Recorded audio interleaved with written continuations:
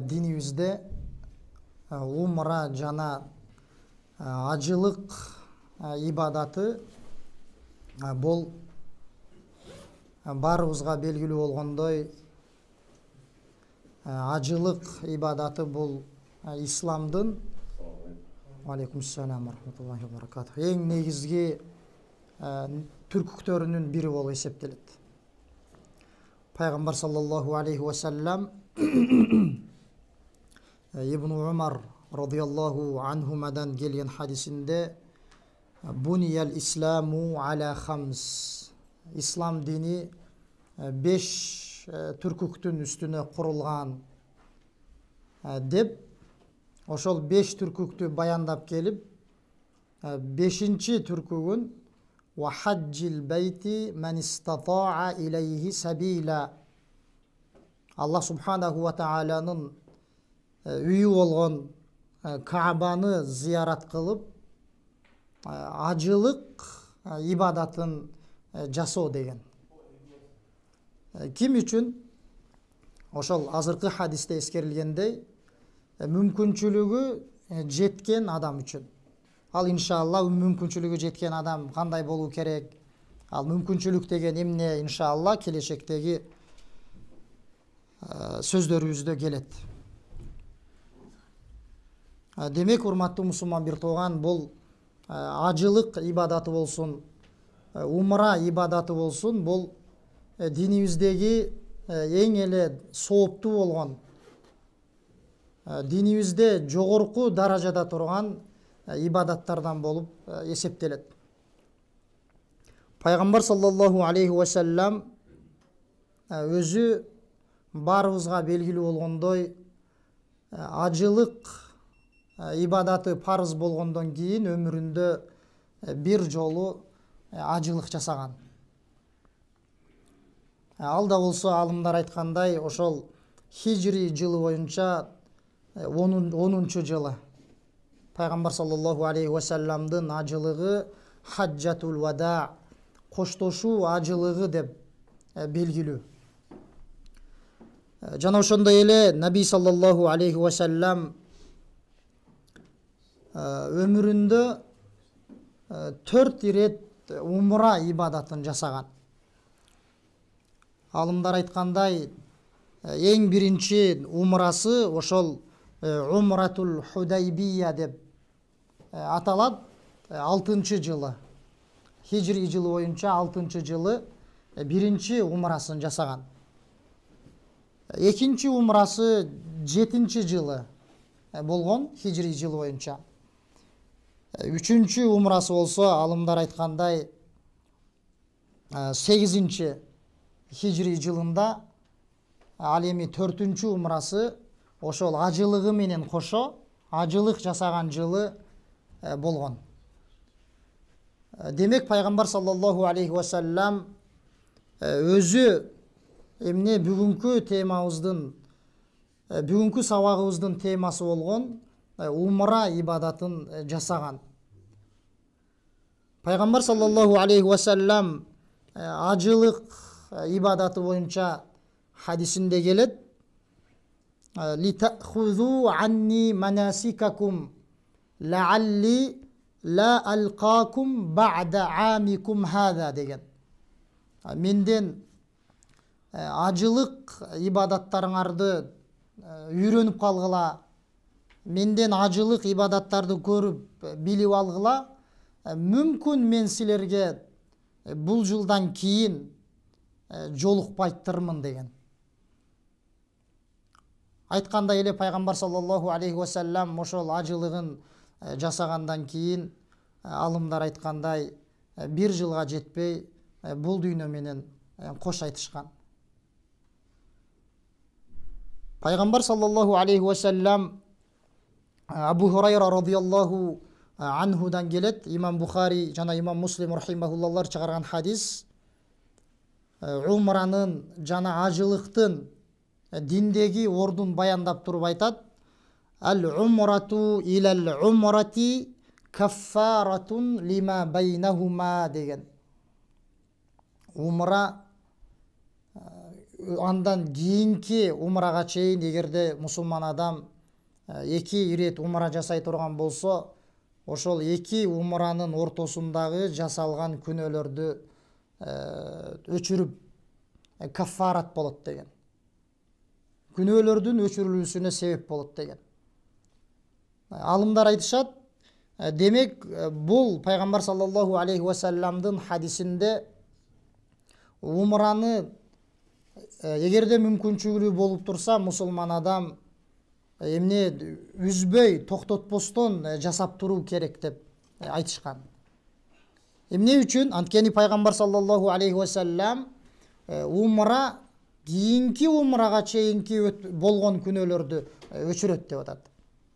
Вал хаджул мабрур лайса лаху жазаун иллал жанна деген. Мабрур болгон ажылыктын сообу бейиш деген. Мабрур болгон ажылык бул ошол алымдар айткандай пайгамбар саллаллаху алейхи ва салламдын сүннөтүнө шайкеш келген, эч бир жамандыгы аралашпаган сүннөткө пайгамбар саллаллаху алейхи ва салламдын ажылыгына дал келген ажылык. Анын сообу пайгамбар саллаллаху алейхи ва саллам бейиш деди.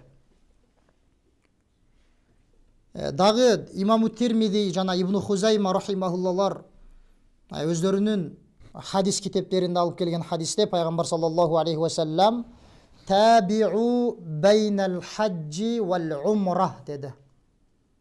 Ажылыкты жана умраны эмне токтотпостон жасап тургула деди. Үзбөстөн биринин артынан эмне дагы умра, дагы ажылык жасап тургула деди. فإنهما ينفيان الفقر والذنوب كما ينفي الكير خبث الحديد وليس للحجة المبرورة ثواب إلا الجنة dedi. Antkeni ajılık menen umra ot temirdin datın ketirgen siyaqtu günöөлөрдү жана кедейчиликти кетирет dedi. Ajılık menen умра, ажылык ибадаты жана умра ибадаты мусулман пендеден эмнени кетирет деп атат? Жакырчылыкты, кедейчиликти кетирет, кедейчиликтин кетүүсүнө себеп болот деп атат. Алымдар айткандай, бул хадис умра жана ажылык ибадаты эмне эң эле сооптуу ибадаттардан экендигине далил деген. Анткени караңыз, алымдар айткандай пайгамбар саллаллаху алейхи ва саллам бул хадисинде умранын жана ажылыктын бул дүйнөлүк жана акыреттик эң чоң сообун баяндады. Бул дүйнөлүк дегенде эмнени айтып атат?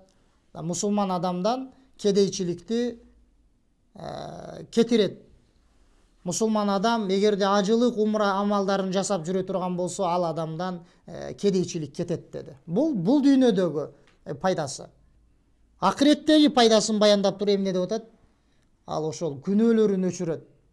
Туура от эмне темирдин датын, темирдин заңын өчүргөн сыяктуу деди. Хадисти айтканыбыздай, Ал-Имаму Тирмизи рахимахулла өзүнүн сунанында жана Ибн Хузайма рахимахулла өзүнүн сахихинде алып келет. Хадис Ибн Мас'уд радияллаху анхудан келет. Аиша радияллаху анха, имам Бухари рахимахулла чыгарган хадис.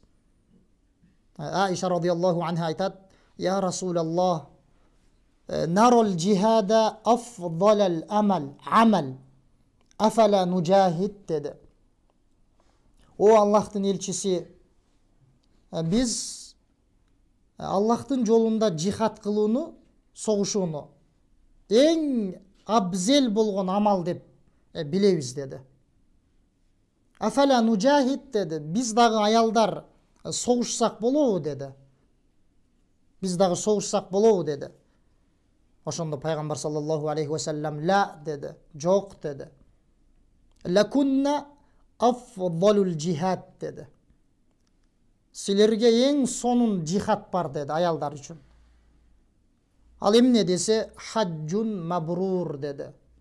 Ал ошол мабрур болгон пайгамбар саллаллаху алейхи вассаламдын суннасына дал келген, сүннөткө негизделген ажылык деди. Алымдар айткандай, пайгамбар саллаллаху алейхи вассалам бул хадисинде аялдардын Аллахтын жолунда согушуусуна тең келген, же болбосо андан да жакшы болгон ибадаты эмне деп атат? Бул ажылык ибадаты деди. Дагы бир Ибн Мажа рахимахулла чыгарган хадисте келет, жана Ибн Хузайма дагы өзүнүн сахихинде алып келет. Аиша радиаллаху анха азыркы суроосун дагы башка бир хадисте айтат. Пайгамбар саллаллаху алейхи вассаламга: биз эмне согушсак болобу?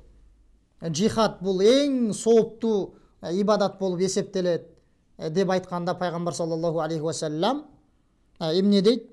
Алейхинна джихадун ла китала фихи дейт.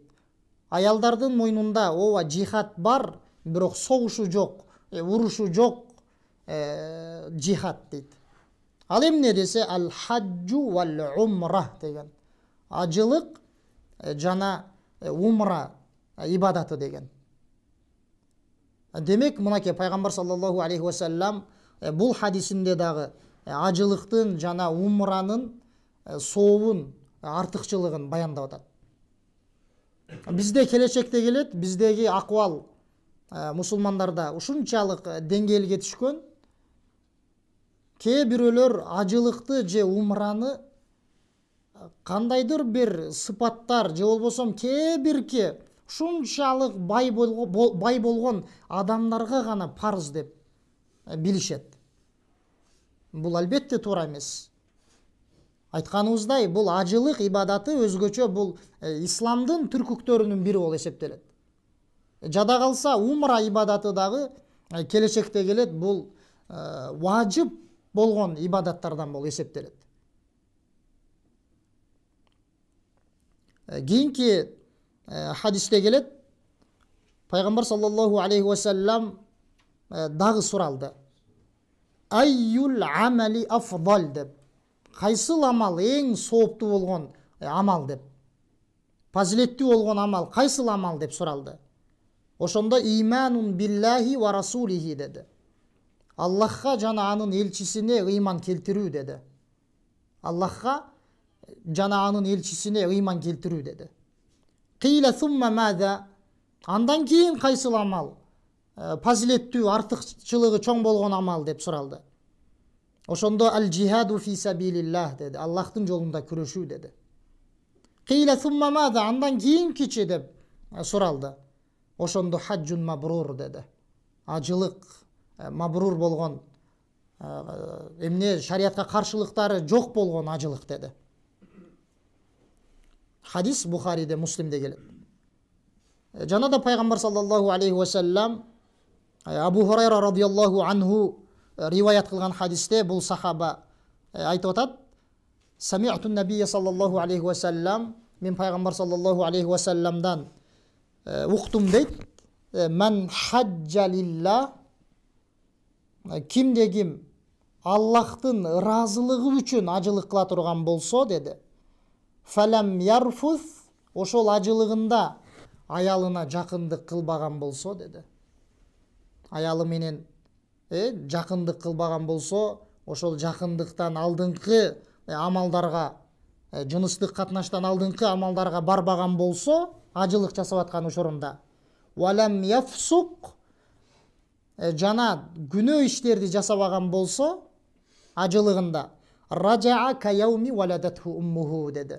Ал адам ажылыгынан энеден төрөлгөндөй күнөөдөн таза болуп кайтат деди. Өтө сообу чоң экендигин көрүп турабыз. Энеден төрөлгөндө наристе кандай күнөөдөн таза болот? Дал ошол күндөй болуп кайтат деди. Ошондуктан урматтуу мусулман бир тууган, бул ажылыктын жана ошондой эле умранын шариятыбызда орду жогору. Айтканыбыздай, пайгамбар саллаллаху алейхи вассалам 4 ирет умра жасады. жана ошондой эле ажылык парыз болгондон кийин 9-чу же алымдар айткандай 10-чу жылы ажылык парыз болгон болсо, ошол пайгамбар саллаллаху алейхи вассалам парыз болгон жылы же болбосо жанакы маселеге байланыштуу 9-чу же 10-чу жылыбы деген маселеге байланыштуу 1 жылдан кийин дароо пайгамбар саллаллаху алейхи вассалам ажылык амалын жасады. Азыркы хадис Бухариде, Муслимде келет. Андан кийинки хадис пайгамбар саллаллаху алейхи вассалам Амр ибн ал-Ас радияллаху анху бул ушул азыркы сахабасын айтат: "Ама алимта я Амр анна al-ислама яхдиму ма кана qablahу" дейт. О Амр, сен билбейсиңби, ислам эмне мурунку күнөөлөрдү өчүрүп жокко чыгарат экендигин билбейсиңби дейт. Башкача айтканда, эгерде мусулман эмес адам исламды кабыл алып мусулман боло турган болсо, анын бүт өткөн күнөөлөрү кечирилет. Ошону айтып атат пайгамбар саллаллаху алейхи вассалам. Ислам өзүнөн алдыңкы болгон күнөөлөрдүн бардыгын өчүрөт, жокко чыгарат деп. Ва аннал хижрата тахдиму ма кана qablаха деди. Жана ошондой эле жер которуп хижрат кылуу дагы эмне мурунку күнөөлөрдү өчүрүп жокко чыгарат деди. Ва аннал хаджа яхдиму ма кана qablаху. Жана ошондой эле ажылык дагы мурунку күнөөлөрдү өчүрүп жокко чыгарат деди. Алымдар айткандай, пайгамбар саллаллаху алейхи вассалам бул хадисинде дагы эмне ажылыктын ажылыктын сообун баяндап атат.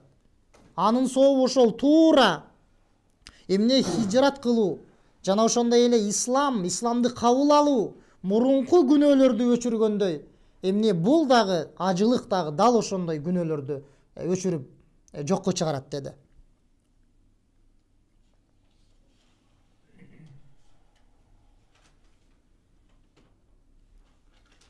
Демек, биз урматтуу мусулман бир тууган азыркы хадистерден кыскача болсо дагы билдик, динибизде ажылыктын жана умранын орду жогору, сообу чоң болгон ибадаттардын бири. Аллах субханаху ва тааля өзүнүн сөзүндө "Валиллахи алан наси хиджул байти ман истата'a илейхи сабила" деди. "Ва ман кафара фа инналлаха ганиюн анил аламин". Аллах үчүн адамдардын мойнунда Аллахтын үйүн зыярат кылып ажылык амалын аткаруу парызы бар деди. Башкача айтканда, адамдардын мойнунда ажылык амалын аткаруу милдети турат деди. Ким үчүн? Аллах үчүн. Ал кайсыл адамдар үчүн? Ман истата'a илейхи сабила. Ошол ажылыкка мүмкүнчүлүгү жеткен адамдар үчүн деди. Келет келечекте. Кимдер алар мүмкүнчүлүгү жеткен адамдар? Ва ман кафара деди. Ал эми ким капыр боло турган болсо, деди Аллах субханаху ва тааля, фа инналлаха ганиюн анил аламин деди. Албетте Аллах таала ким капыр боло турган болсо, Аллах ааламдагы эч кимге муктаж эмес деди. Ааламдарга муктаж эмес Аллах субханаху ва тааля деди. Аллах өзүн айтып атат. Демек, бул аят Али Имран сүрөсүнүн 97-чи аяты. Бул аят ажылык ибадаты парыз экендигине далил. Айтканыбыздай, диндин 5 түркөгүнүн бири болуп эсептелет. Ажылык амалынын парыз экендигине Куран, сүннөт жана бүт алымдардын, бүт мусулман үммөтүнүн бир ооздон келишими бар. Ижма деп айтылат. Эч ким ажылык амалы парыз эмес деп айткан эмес алымдардан. Бул бир ооздон кабыл алынган, парыз экендиги бир ооздон айтылган ибадат. Жана ошондой эле айтканыбыздай, андан алдын Куран азыркы эскерилген аятта, жана пайгамбар саллаллаху алейхи вассаламдын көптөгөн хадистери. Жибрил алейхиссаламдын хадисинде келгендей, Ибн Умардын жана башка бир нече хадистерде эмне ажылык амалы парыз экендиги баяндалган. Жана жогоруда Ибн Умардын хадисин эскердик. Жана ошол хадистердин бирин айта турган болсок, жанакы айтканыбыздай Жибрил алейхиссаламдын хадиси, ислам эмне, ислам жөнүндө айт мага дегенде пайгамбар саллаллаху алейхи вассалам эмне деп жооп берди? Ислам эмне дегенде: ташхаду алла илаха иллаллах ва анна мухаммадар расулуллах ва туқимас сала ва ту'тияз зака ва тасума рамадан ва тахуджал байта ин истата'та илейхи сабила деп айткан. Бешинчи ва тахуджал байта ин истата'та илейхи сабила деп. Ислам эмне дегенде баяндап келип туруп акырында эмне деп атат? Сен эгерде мүмкүнчүлүгүң болсоң ажылык амалын аткарууң деди. Ал эми биз сөзүбүздүн башында эскертип өттүк, умраны дагы эмне алымдар, ислам алымдары важип деп айтышкан. Кээ бир алымдар сүннөт амал, сообу өтө жогору болгон амал деп айтышкан, бирок кээ бир алымдар жок. Умра дагы мусулман адамга өмүрүндө жок дегенде бир ирет умра кылуу бул милдет деп айтышкан. Важип деп айтышкан. Эгерде кылбаган болсо мүмкүнчүлүгү болуп туруп күнөөкөр болот деп айтышкан. Ал эми ал мустахаб экендигинде эч кандай талаш жок. Сооптуу сунна амал экендигинде талаш жок.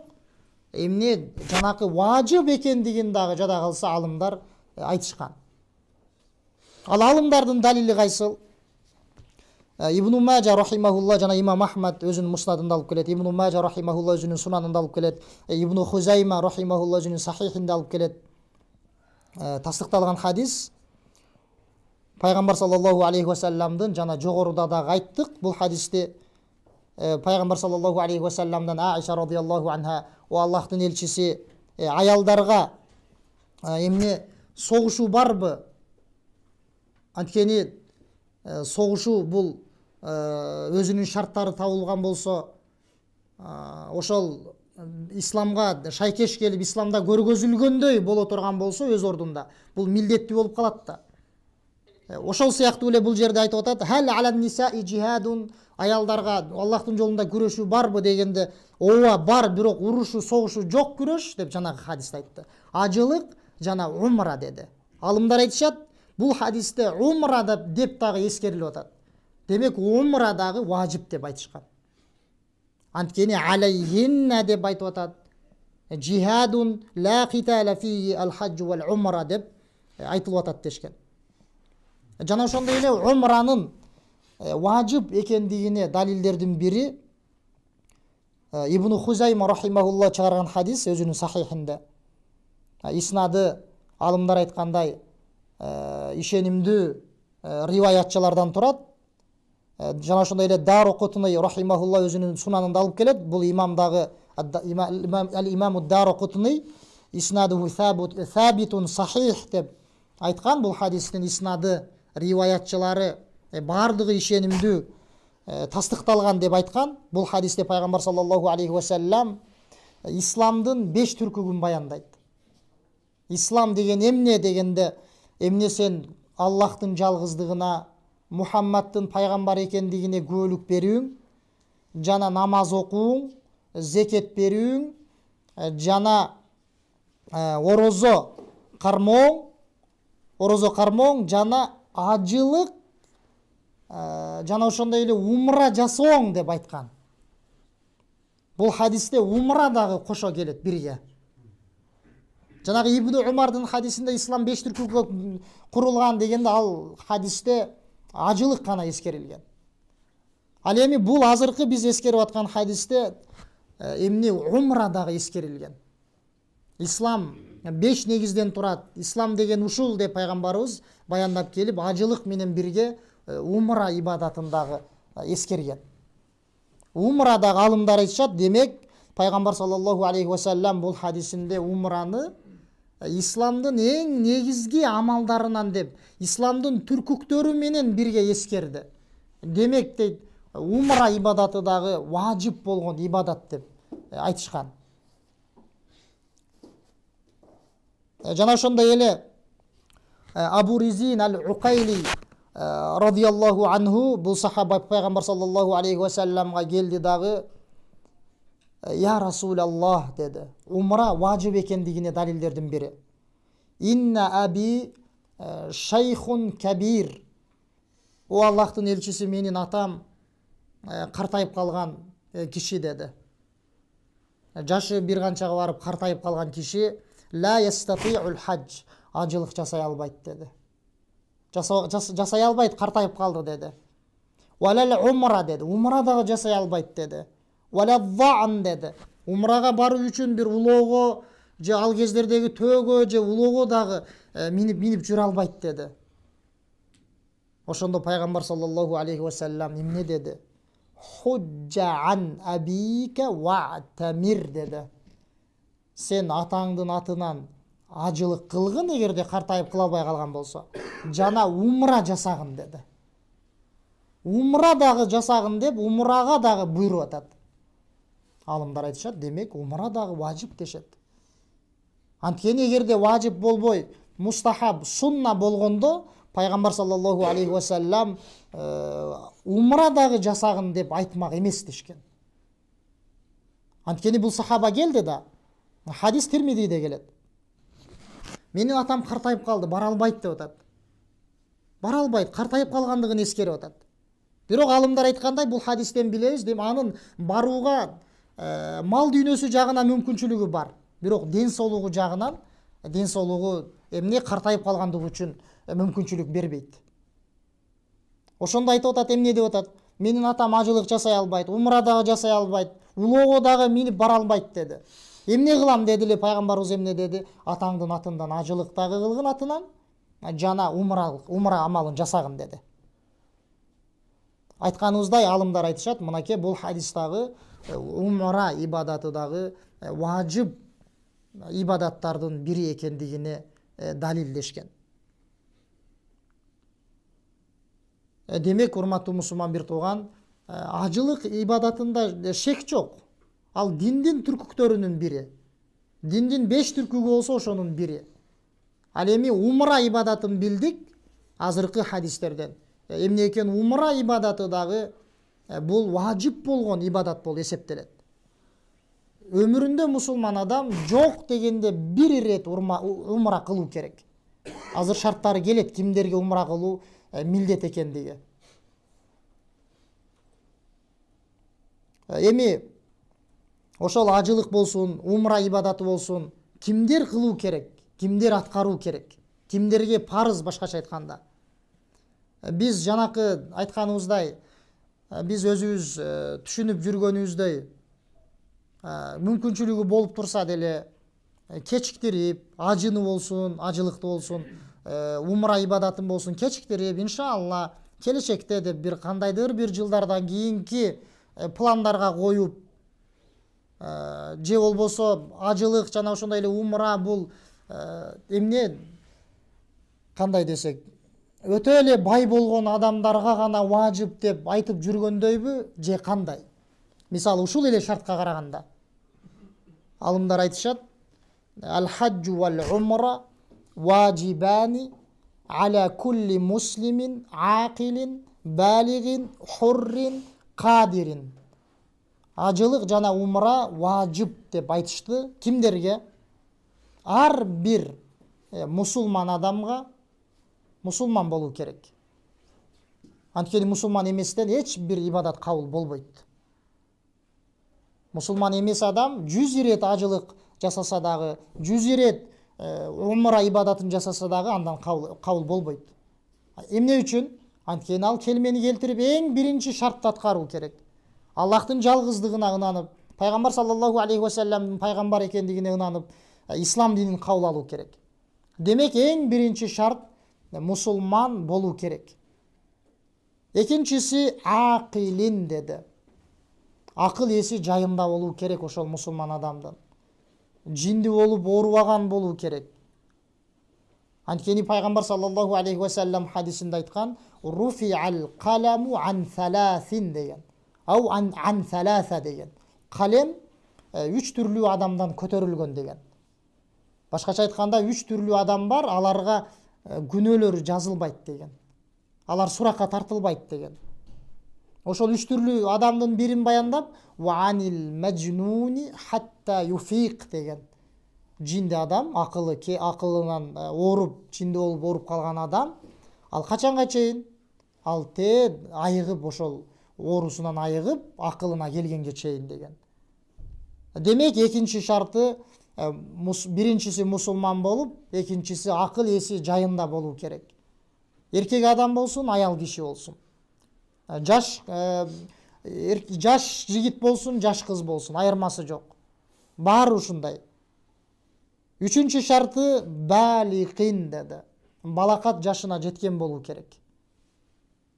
Балакат жашына. Эркек адам болсун, кыз бала болсун. Анткени балакат жашына жете элек болсо, ооба, жасай берсе болот. Умраны дагы, ажыны дагы. Анткени пайгамбар саллаллаху алейхи ва салламдын хадисинде келет, бир аял коштошуу ажылыгында пайгамбар саллаллаху алейхи ва салламга өзүнүн кичинекей баласын көтөрүп көргөзүп, я Расулалла, али хада хаджун деген. О Аллахтын элчиси, могул менин балама дагы ажылык болобу, өтөбү деген. Дегенде пайгамбар саллаллаху алейхи ва саллам наам валаки ажр деген. Муслимде келет. Ооба, сообу сага болот деген. Болот деген. Балакатка жете элек адам ажылык же умра амалын жасаса болот, кичинекей балдары менен барып. Ага дагы ниет кылганын өзүнүн шарттары бар. Умра жасаса, ажылык жасаса болот, ата энесине сооптору жазылат. Бирок ал исламдын умрасына өтпөйт. Исламдагы жанагы биз айтып аткан важип болгон умранын ордуна өтпөйт. Балакатка жеткенден кийин кайрадан жасап берет.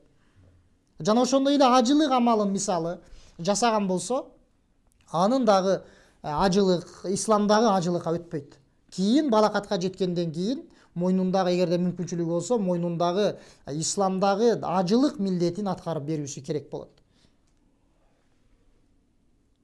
Анткени Ибн Аббас радиаллаху анхумадан келген хадис, пайгамбар саллаллаху алейхи ва саллам айткан: "Ва айюма сабийин хаджа бихи ахлуху сабиян сумма адарака фа алейхи хаджатур ражул" деген. Кайсыл бир жаш баланы ата энеси биргеликте ажылык амалын аткарткан болсо, кийин ал балакат жашына жеткен болсо, деди, анын мойнунда дагы балакатка жеткен адамдын ажылыгы турат деген.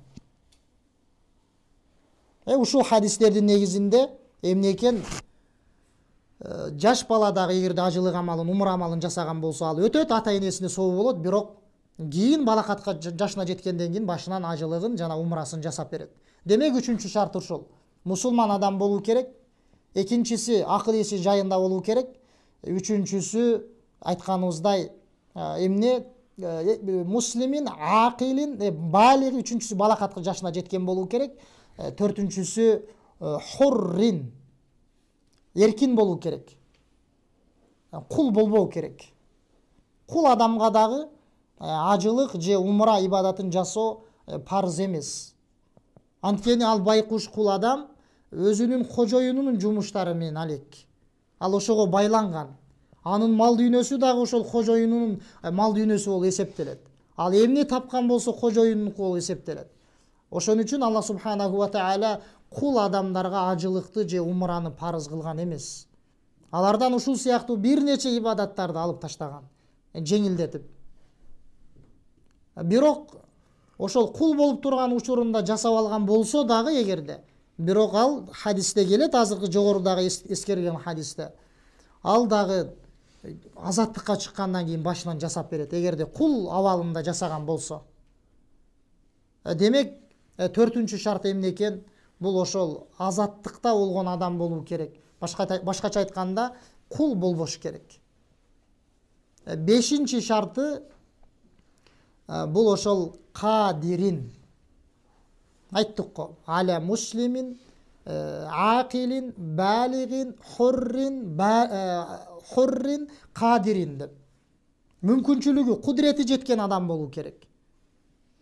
Эми ушул биз кудурети жеткен деген шартты жакшылап түшүнүп алуу керек. Алымдар эскергендей түшүнүшүбүз керек биз. Болбосо биздеги жанакы түшүнүк бар. Мүмкүнчүлүгү жеткен дегенде кандай? ал өтө бай адам болуу керек деп. Анын үйүндө өзүнүн мүмкүнчүлүктөрү, өзүнүн жашоосуна байланып, муктаждыгы жашоосунда керектүү болгон бардык буюмдары болуу керек деген түшүнүк бар. Бул туура эмес. Мүмкүнчүлүгү жеткен деген, кадирин деген сөздүн мааниси эки жактан каралат. Биринчиси ден соолугу жагынан, ден соолугу сак болуу керек. Ооруга чалдыкпаган болуу керек. Ал кандай оору? Жанагы биз түшүнүп турган күнүмдүк оорулар эмес. Ошол оорусу себептүү ал ажылык амалын аткара албай турган оору болуу керек. Оорусу мүмкүнчүлүк бербейт. Ал ажылыгын аткара албайт. Умрасын аткара албайт ошол оорусу менен. Ушундай оору менен оорубаган болуу керек.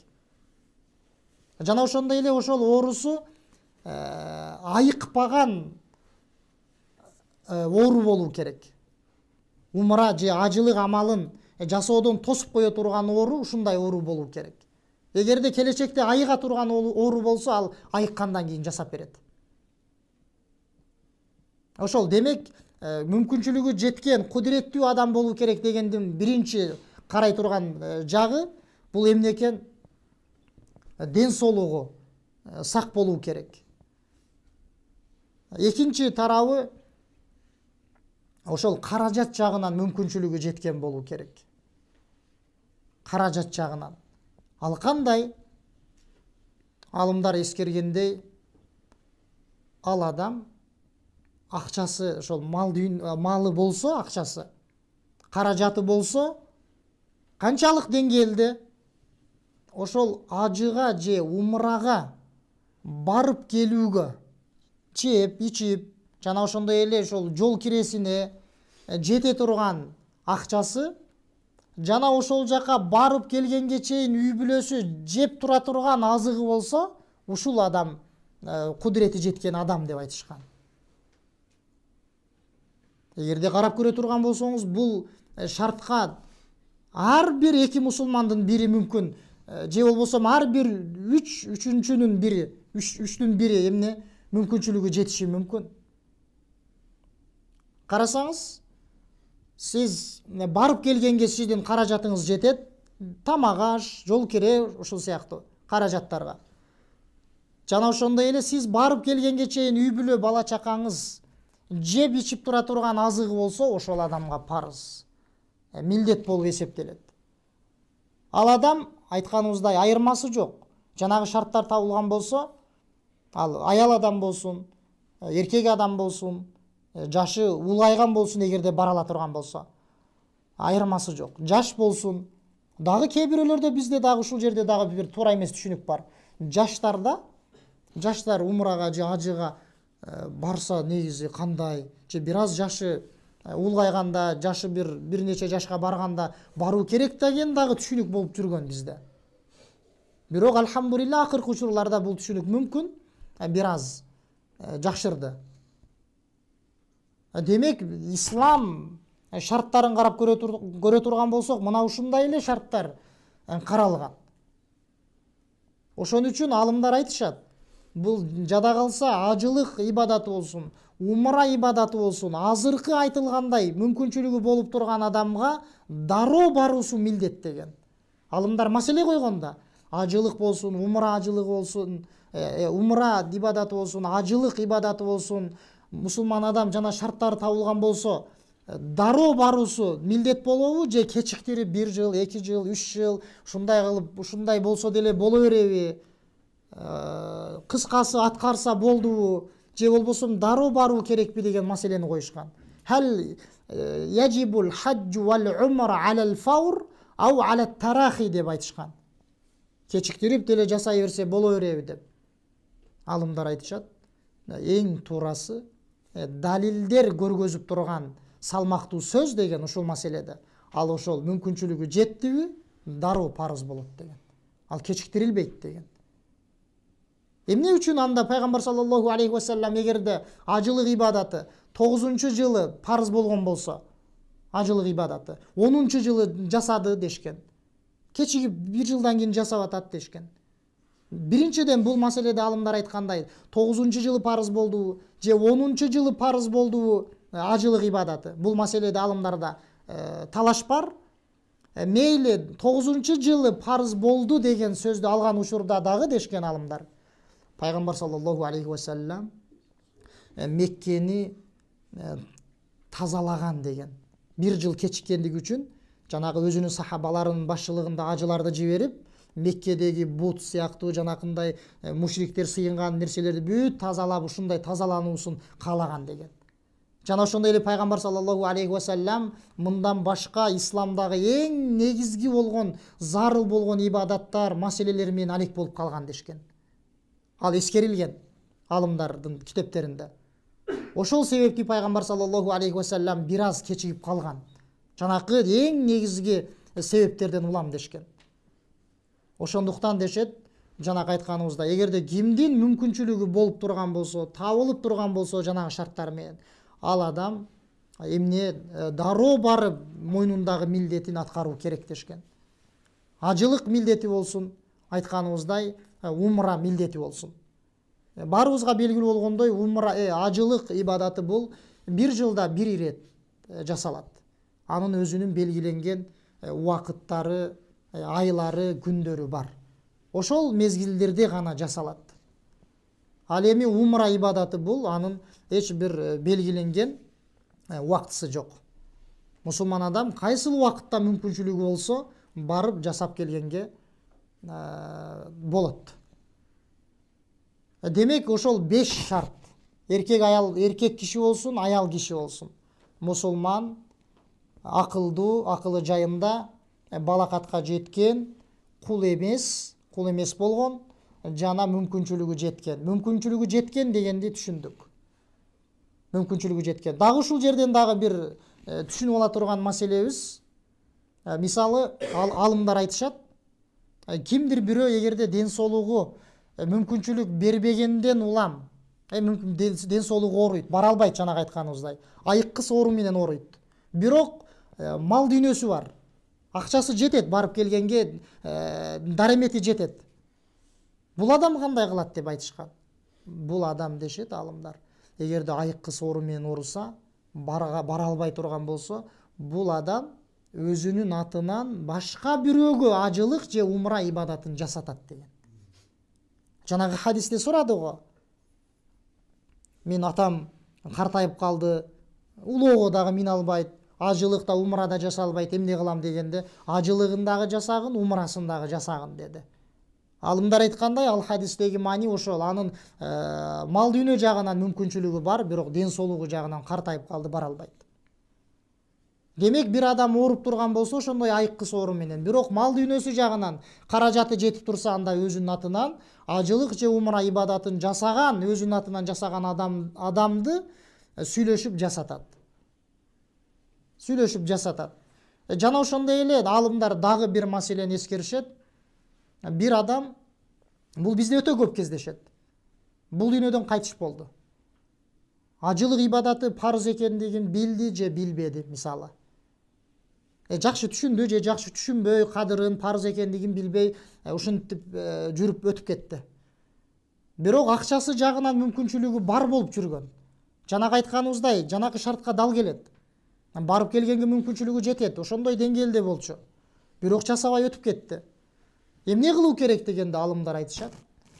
Ошол ал адам кайтыш болгон учурда анын артында калган мурасынан, мал дүйнөсүнөн алып кайсыл бир бөлүгүн ошол ажылыгына же умрасына жете турган ажылыгын жана умрасын жасатат деген. Анткени бул Аллахтын акысы. Анын акысынан кутултуу керек деп айтышкан. Жанакы мураска тиешелүү болгон эң негизги маселелердин бири ушул да. Адам өлгөндөн кийин анын артында калган малдарды, мал дүйнөсүн эмне кылуу керек дегенде бүт эскерип келишип, карыздарын дагы ушундай деп эскерип келип, ошолордун бирин эскерип айтышат. Эгерде Аллахтын акысы болгон болсо, ошол акы эмне өтөлөт ошол таштап кеткен мурасынан дешкен. Бирок бир адам жанакындай болуп, мүмкүнчүлүгү болбой өтүп кеткен болсо, ал адамга парыз эмес. Мал дүйнөсү жетпей жүрүп өтүп кетти, ал адамга парыз эмес. Бирок жанакыны жакшы түшүнүп алуу керек. Эгерде ооруп турса дагы мал дүйнөсү болсо, ал адамдын атынан сөзсүз түрдө жасалуу керек. Демек жыйынтыктап айта турган болсок, урматтуу мусулман бир тууган, жанагы 5 шарт, бирок аял адамдар үчүн 6-чы шарт дагы талап кылынат. Жанакы 5 шарт менен бирге.